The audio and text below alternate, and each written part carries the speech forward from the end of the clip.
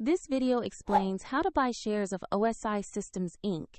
using a broker walkthrough. Osi Systems Inc. produces security screening and detection technology for aviation and healthcare, and it trades on NASDAQ under the ticker OSIS. This is an educational guide and not financial advice. To buy shares, you need a regulated broker account. I will use eToro as the example platform.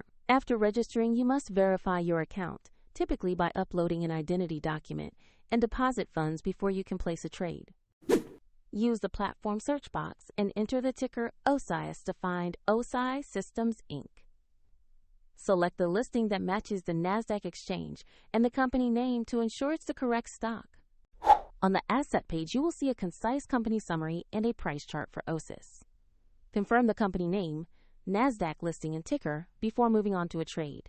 Click Buy or Trade. Choose whether to purchase by dollar amount or by shares, and enter the amount you want to invest. Review the order details and confirm. If the market is closed, the order will execute when it reopens, and if you lack sufficient funds, the platform will request you add money before final confirmation. After execution, your position will appear in your portfolio so you can monitor it. A link to eToro is in the description if you want to explore the platform further.